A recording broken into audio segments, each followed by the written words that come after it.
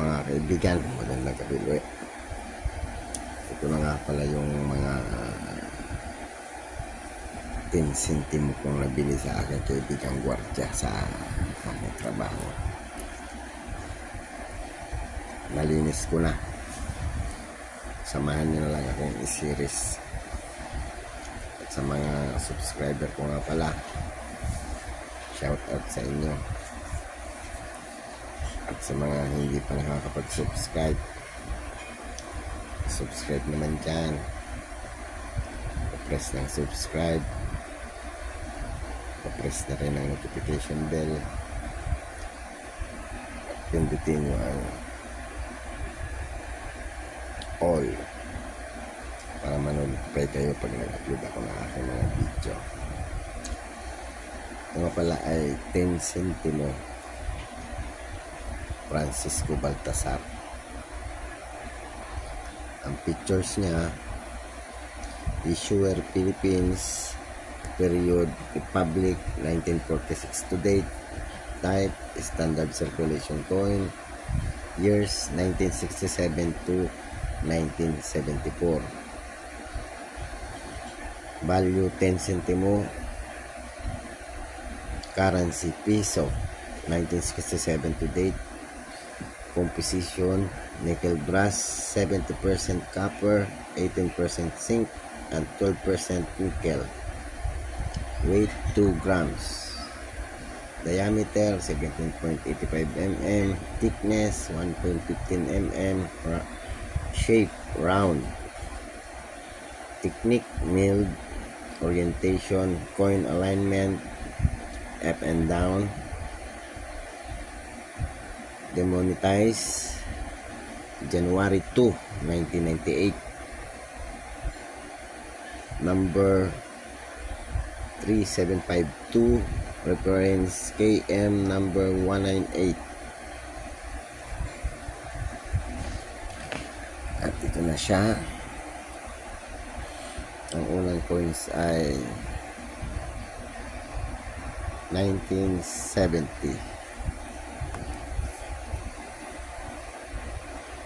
Pangalawa ay 1974.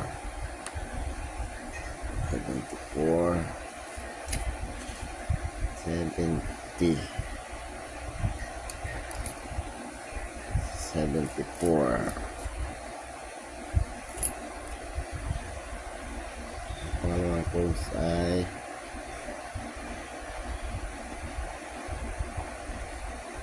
19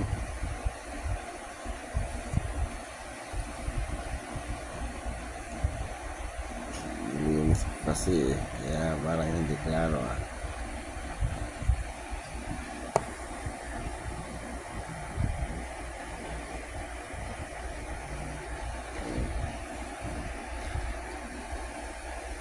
$1968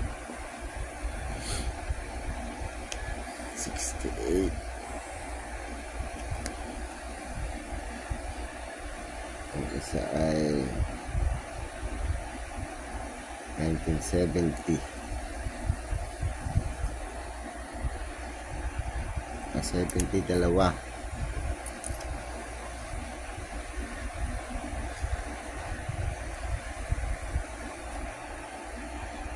72 ito.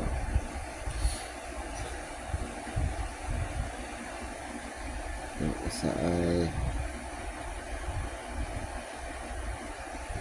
klaro 74 ito yung 74 dalawa na.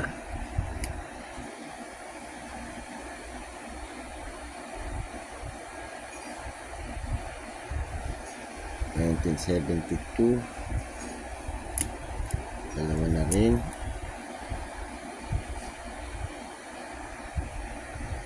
70 tatlo na ang 70. Marami ata ako magiging kulang ah. 1967 ang simula, 1972 tatlo na ang 1972. 72, apat na. 68, 68, dalawa na, 68. 74, tatlo na. 72, apat. 71, isa.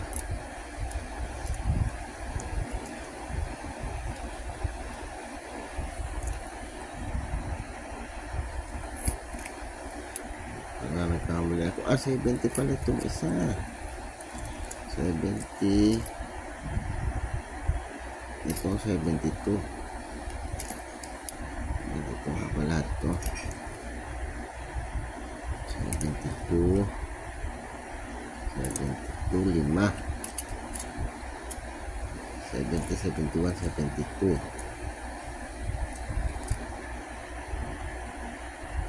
67. 71, 70, 71, 72.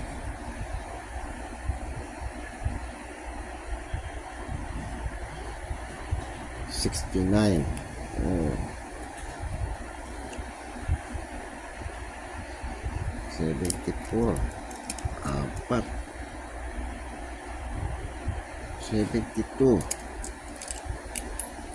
Anim.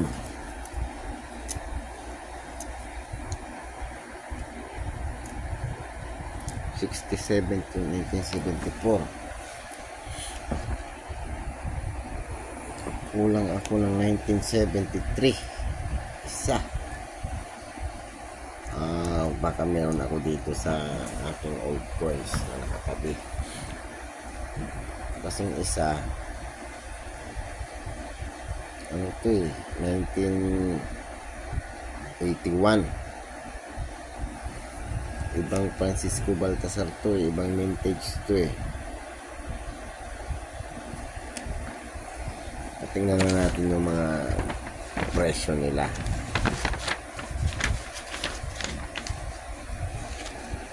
Ang 1967 meron siyang very good 25 pesos, fine 25 din, very fine 27, extra fine 30, at saka ang almost uncirculated 30, 31 ang uncirculated. Mura na ang 1968, 3 pesos ang good, 5.40 ang very good at very fine. Ang very fine 16 pesos. Biglang mahal na, 16 pesos at saka extra fine. Ang almost uncirculated 17, ang uncirculated ay 22. Ang 1969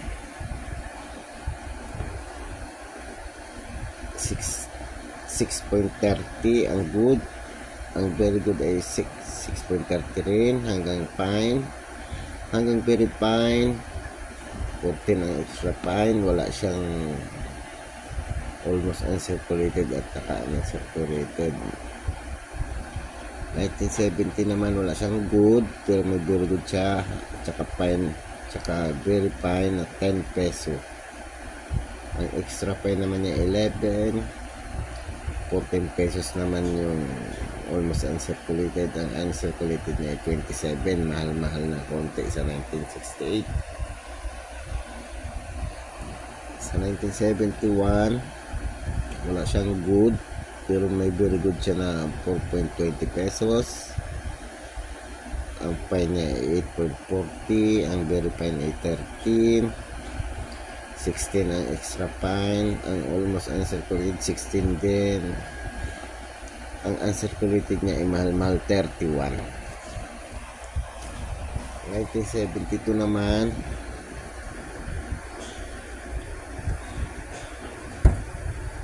ang good niya ay 10 pesos hanggang very good. Ang fine niya tsaka very fine ay 12. Ang extra fine niya ay 20 pesos hanggang almost uncirculated 20 pesos. Ang extra, ang uncirculated niya ay 28. Walang vintage ng 1973. Ibig sabihin, kompleto pala tong collection ko na to.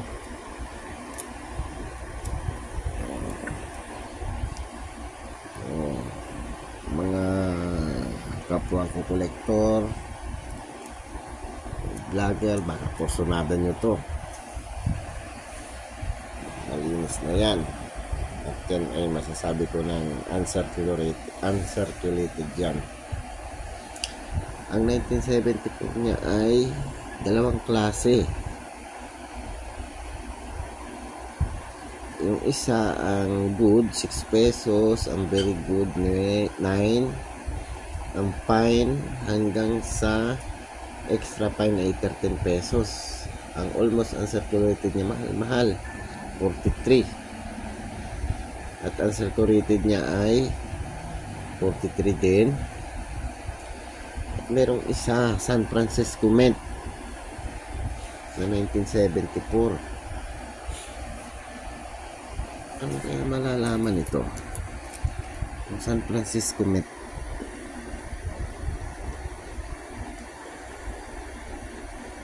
Wala namang mint mark. Ano kaya malalaman? Anong kaibahan ng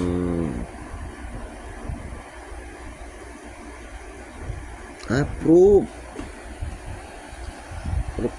San Francisco Mint, pero para sila ng San Francisco. Ibig sabihin, proof may lalagyan yun. Kaya itong isa, San Francisco Mint lang, hindi siya proof. Itong apat na to. Pero wala siyang mintage ng 1973. Kaya pala wala talagang 73. Kompleto pala itong collection ko eh. Saya ko. Dahil kompleto pala ang collection ko ng ano, 10 centavo Francisco Baltasar.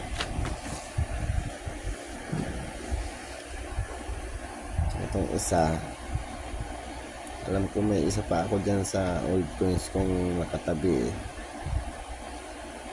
Dadalawa lang sila. Kaya swerte ko pa rin pala, kompleto pala to. At pag nakabili ako ng